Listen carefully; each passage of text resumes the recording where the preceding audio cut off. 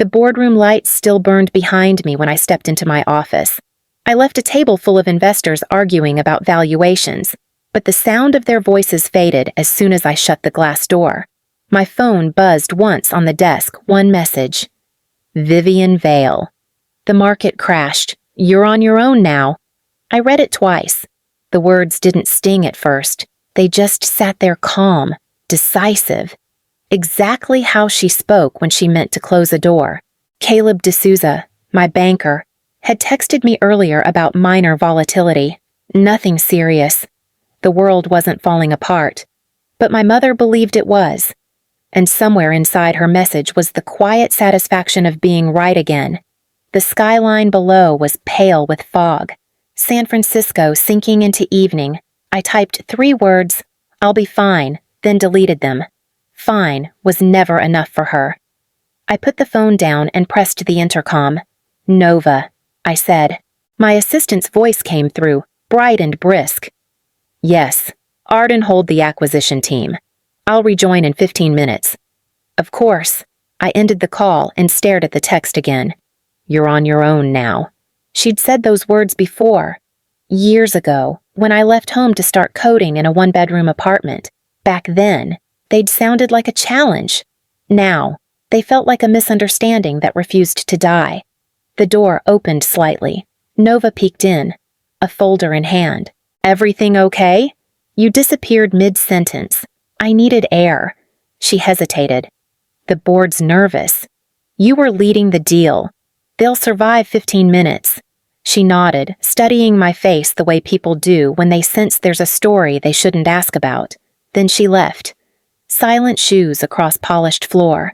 I dialed Caleb's private number. He answered before the first ring finished. Elena, sorry. Arden. He corrected himself quickly. I saw the market movement. It's minor. Your positions are stable. I'm not calling about that.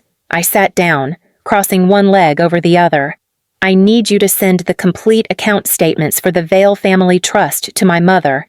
He paused. You mean the unedited versions, the ones showing your transfers? Yes. Every contribution, every source, every line that ties back to me. Arden, you've always asked for confidentiality. This will expose everything you've done. I know. May I ask why? Because she thinks I'm depending on her, I said, my voice steadier than I felt. Caleb exhaled softly. The sound of someone balancing empathy with professionalism. Understood. I'll prepare the package tonight. Send it before midnight. When I ended the call, the office felt heavier. The hum of servers behind the glass walls sounded like a heartbeat I'd ignored for too long. I looked again at the message from my mother, the one she'd probably sent while drinking her evening tea, unaware of what it would trigger.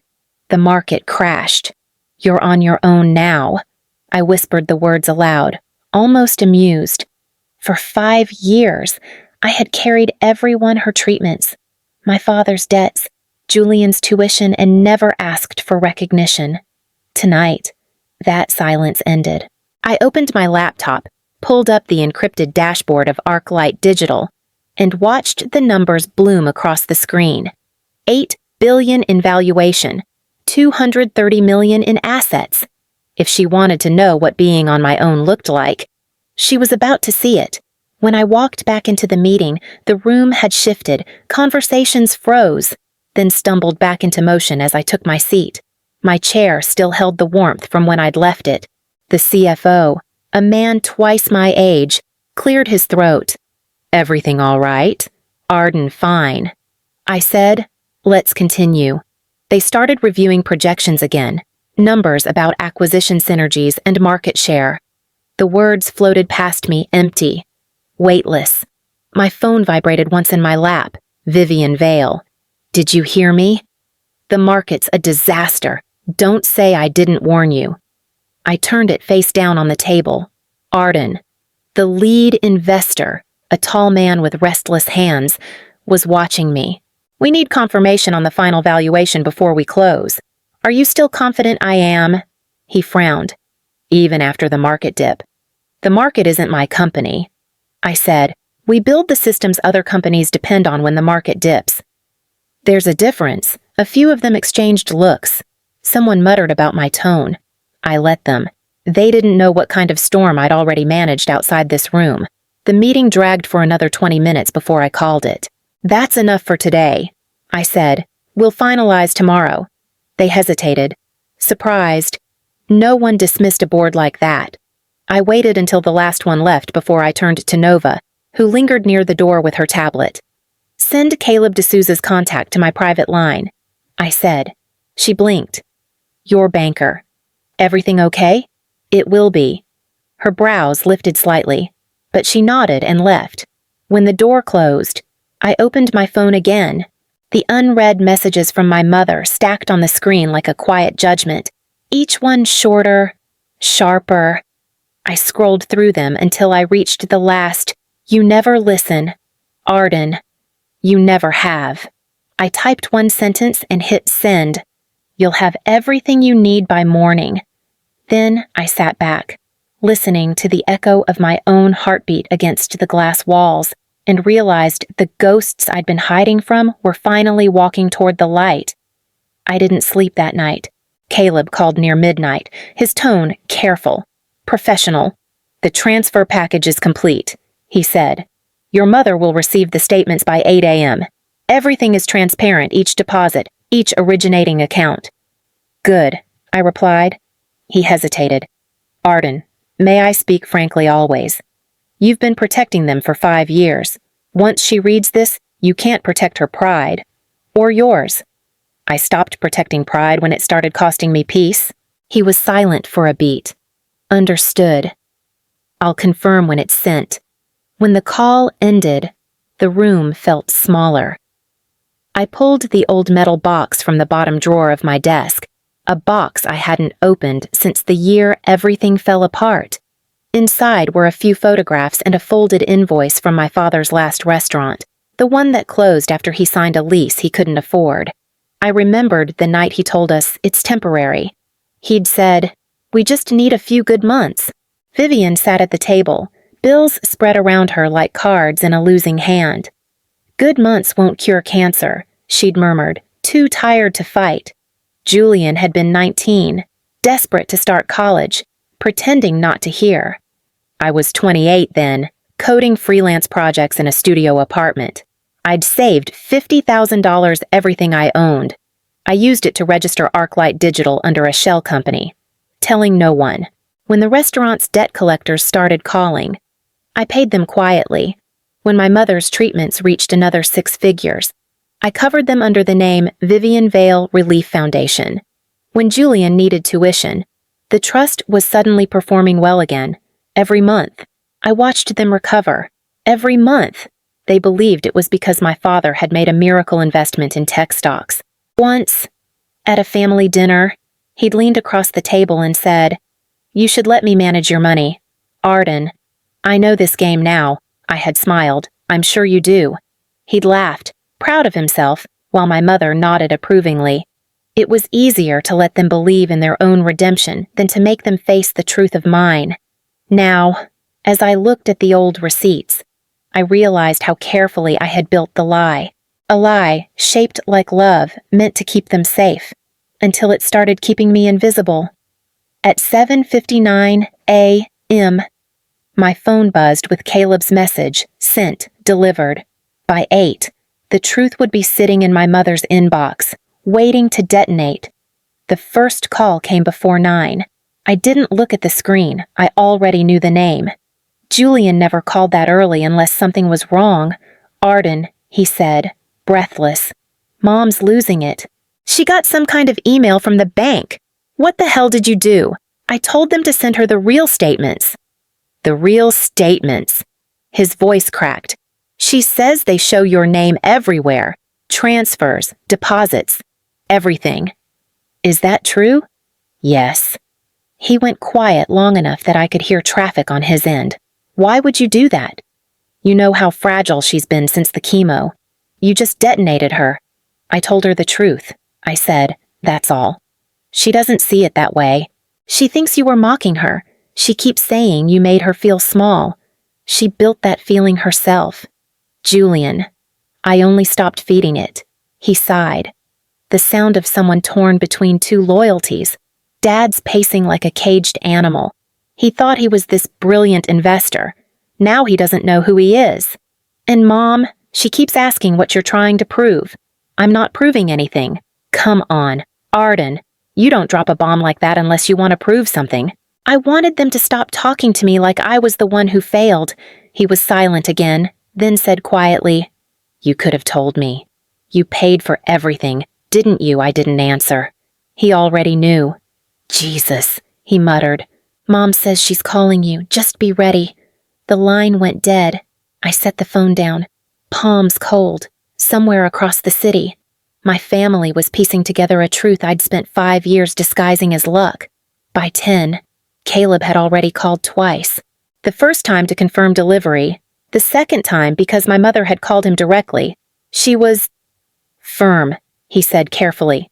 She demanded to know if the figures were accurate. I told her yes. Good. She asked whether you authorized the release. I did. Caleb hesitated, lowering his voice. She cried, "Arden," not long, but enough for me to hear it. Then she thanked me and hung up. "Thank you, Caleb." That's all. After the call, I set my phone on the desk and waited. There was nothing else to do. The silence stretched thin until Nova's voice broke through the intercom. "Your mother's online too," she said quietly. I didn't hesitate. Put her through. The moment I heard her breathing, I knew she'd been crying. Still, her first words were steady. "You think you can humiliate me with this? I didn't send those to humiliate you. Then what was it? A performance you made me believe your father had rebuilt us. You let me stand at dinners and tell people how proud I was of him. You were proud because you needed to be," I said. "I only gave you that." Her breath caught, sharp and quick. "You gave me a lie. I gave you time, a roof, a future for Julian. You called it a lie because it came from me instead of him." There was a pause long enough for the truth to land between us. "You don't understand what you've done," she whispered. "You've made me feel useless. I was trying to make you feel safe. Safe." Her voice broke. "You made me dependent." The words hit harder than I expected. "Mom, no, don't. You've had your success, your secrets, your company, but you took our dignity. You should have let us fail." The line clicked dead. I sat motionless, the receiver still against my ear. Outside, someone knocked softly Nova again. "Arden, the board's asking for you. Tell them to start without me," I said. The dial tone hummed in my hand, flat and endless, like a truth that had finally lost its disguise. The call came again before noon. I almost didn't answer, but Nova's tone on the intercom made me pick up. "She sounds determined," Nova said. "Put her through." "Arden Vale." My mother's voice cut cleanly through the line. "You will listen to me this time." "I'm listening. You think this display of generosity makes you noble? I didn't do it to be noble." "Then why? To prove that you could outgrow us, that your money gives you permission to rewrite our lives?" I took a breath. "I tried to fix what you were too proud to admit was broken." Her voice trembled with anger. "Your father has spent the morning shaking. Do you know that he can't look at me? He thinks everyone's laughing at him. You made us into a spectacle. I made you solvent," I said quietly. "That was the goal. Don't you dare talk to me like a banker. You're my daughter. I'm also the one who kept this family from collapsing." She exhaled sharply. "You always need control. Even love has to follow your schedule." "That's not true." "It is. You couldn't stand that I didn't depend on you, so you built a world where everyone did. Something in me cracked, but I didn't let it show. You taught me that love means taking care of people. I did exactly that. That isn't love, Arden. That's power." We both fell silent. I could hear faint voices behind her, my father's low murmur. Julian asking something. Then his voice came on. "Arden, please. Mom's not wrong. You should have told us. I wanted to," I said. "But every time I tried, you all looked at me like I hadn't done enough yet. Because you vanished, he said. You stopped calling, stopped coming home. You made us feel like charity cases. You weren't charity, you were family. Mom took the phone back. No, Arden, family is honest. You've been performing love behind a curtain. Her words hit harder than accusation. They were grief dressed as anger. I swallowed. You once said I'd never understand what it means to care for others.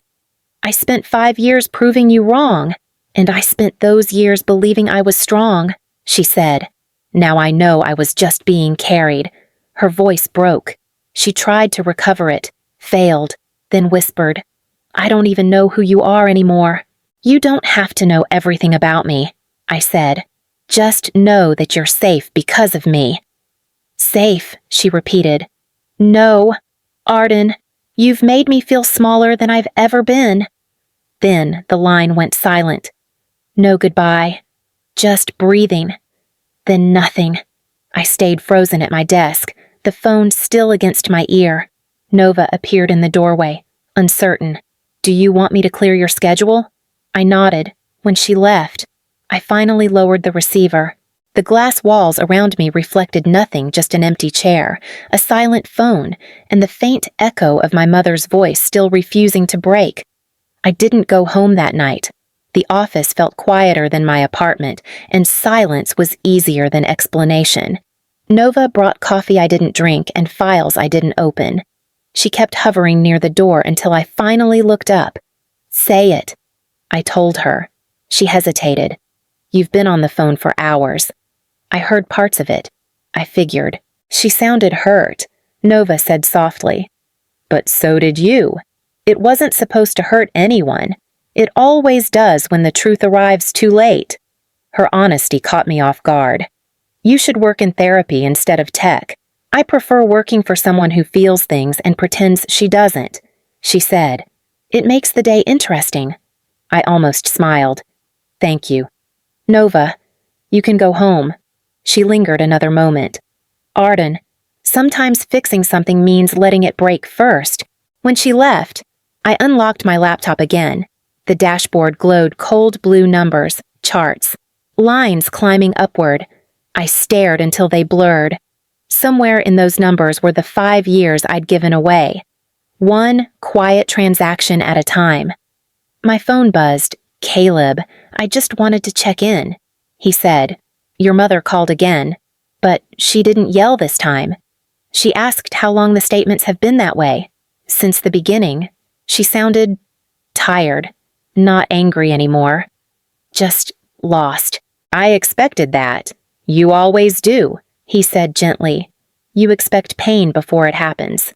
It's efficient, but exhausting. I'm fine. You don't sound fine.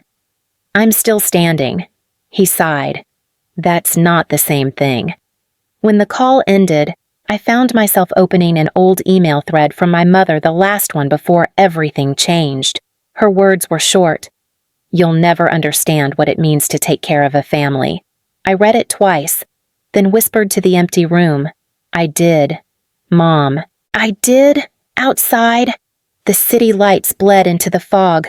For the first time in years, I felt the weight of every dollar I'd hidden behind her name. It was heavier than I remembered. Nova's voice came first, low but urgent. Your mother's here. Let her in. The door opened, and Vivian Vale stepped through with the kind of composure that survives bad diagnoses and worse news. She didn't sit. She didn't look around. She held a plain envelope like a verdict. You sent this, she said. I did. She placed the envelope on my desk without breaking eye contact. It says you carried us. It says the trust was you. It says my strength was a shadow. I paid the bills. I said, I never wanted to erase you. You erased my choices, she replied. You decided what we needed, when we needed it, and how we should feel about it. Nova lingered near the door. I nodded once. She left, soft and careful. Vivian tapped the envelope. Do you know what your father did this morning? He dressed, then undressed. then dressed again, as if a different shirt could give him a different life. I know he's hurting. He is not the only one. Her voice thinned. I told people we had managed. I told them we were disciplined. I taught them pride by borrowing yours. I didn't ask you to lie. I said, you made it effortless. Silence held for a breath. I pulled a red folder from the drawer and slid it across the desk. Open it. I have read enough for one day. This is different. She opened it like a trap she expected to spring. Inside were copies of wires and invoices, a ledger of names and dates. The header read, Vivian Vale Relief Foundation. She touched the words with 2 fingers. You used my name. I built it under your name. I said, not because you needed rescue, but because I did. I needed to believe I was still your daughter while I signed those transfers. It was the only way I could breathe. Her eyes moved line by line. Hospital fees, she murmured. Home loan arrears, tuition disbursements, the restaurant lease penalty. I kept the receipts. I said, for the day you asked me what I had really done. She closed the folder and held it to her chest. I did not want this answer. Neither did I. The door edged open. Stephen stood in the frame, older than yesterday, careful as if the floor might break. She asked me to wait in the hall. He said, I could not. Vivian did not turn. Stay, she said. He stepped beside her, eyes flicking to the folder, then to me. I told everyone I'd learned the market. He said, turns out I learned how to spend my daughter's money. You learned how to keep your family alive. I said, that is a skill, borrowed skill. He answered, but I will not argue the result. He looked at my mother. We are standing because of her. Vivian's jaw tightened. We are standing because no one told us the ground had changed. I tried, I said quietly, every time I came close. The room filled with advice I did not ask for. Stephen raised a hand in surrender. I gave too much advice. He said, men like me think wisdom is a faucet we must keep open. My mother glanced at him, then back at me. And women like me think dignity is a room we must keep locked. Then unlock it, I said. Not for me. For yourself. She inhaled, slow and shaky. Unlocking it means admitting I clung to a story that made me bigger than I was. It made you safe. I said. I wanted that. Her eyes flashed. You wanted control. I wanted mornings without collection calls, nights without fevers, semesters without holds. I said, if control was the cost, I paid it. The door buzzed again. Nova's voice floated in. Julian is downstairs. Should I send him up? Vivian answered before I could. No, not yet. She moved closer to the desk, palms flat on the wood. I called Caleb. She said, I asked him when the statements first showed your name. He said since the beginning. That's true. You made me strong in public. She said, then you made me small in private. I made myself invisible. I said, I cannot change what that did to you. She studied me, searching for a crack she could forgive. You think you are unbreakable. I think I am tired. Something softened in her shoulders. Not surrender, only weariness finding shape. You once left with a suitcase and a promise to need no one. She said, today you stand here and ask me to believe you needed me all along. I never stopped. I said, I chose your name so I could keep needing you without asking. Stephen's voice rasped. Viv. She lifted a hand to quiet him. You built a life on my name, she said to me. That is either the cruelest kindness or the kindest cruelty. It was the only love I knew how to offer without breaking you. She stared at the folder, then at the envelope, then at me. You broke me anyway. I know. She reached into her bag and drew out her phone. For a second, I thought she would hand it to me. Instead, she typed something I could not see, then set the phone face down on the folder and stepped back. I am not forgiving you today, she said. I am not condemning you either. I can live with that. You will, she answered. And so will I. She picked up the red folder and the plain envelope. gathered them under her arm, and finally looked at Stephen. "Let's go." He nodded, then paused at the door. "Arden," he said, voice low. "Thank you for paying the price I could not." I did not speak. They left without another word. The latch clicked. Nova's footsteps approached, then faded. My mother's phone remained on my desk, face down, vibrating once, then again, then still. 3 months later, I stood on the trading floor surrounded by lights, cameras, and the low hum of anticipation. ArcLight Digital was minutes from going public.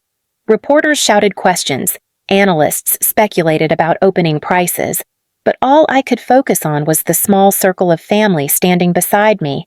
Vivian adjusted the lapel of her navy jacket, pretending to fix something so she wouldn't have to look at me directly. "They said it'll open at 47, she murmured. 47 is fair, I replied. Stephen cleared his throat. Fair is an understatement, he said. It's a miracle.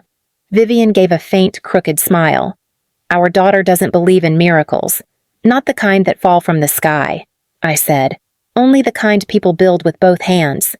Julian, holding his phone up to record, grinned nervously. You know this clip is going viral. Right. Then make sure you film it straight. I told him. A technician gestured for us to step forward.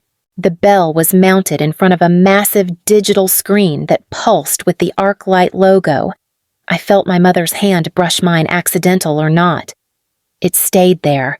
Arden, she whispered, just loud enough for me to hear. You taught me something I didn't expect to learn this late in life. What's that?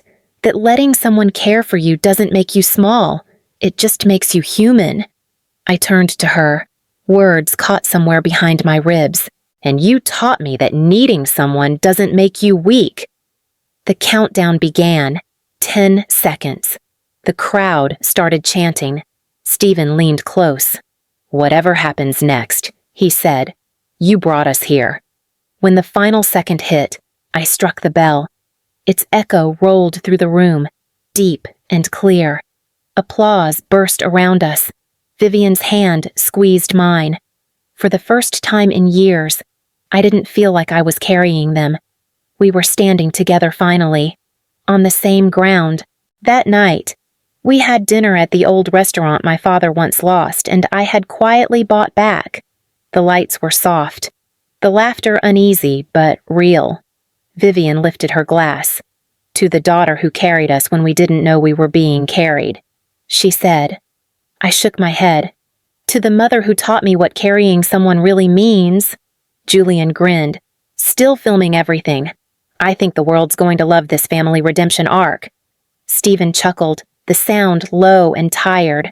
The world doesn't need to know every scar. Some victories belong at the dinner table. Vivian turned to me. You once told me control was your way of showing love. I didn't understand then, and now I asked. Now I know it was fear, she said softly. Fear of losing us. I met her eyes. It was never fear of losing you. It was fear you'd never see me. Her hand found mine. I see you now.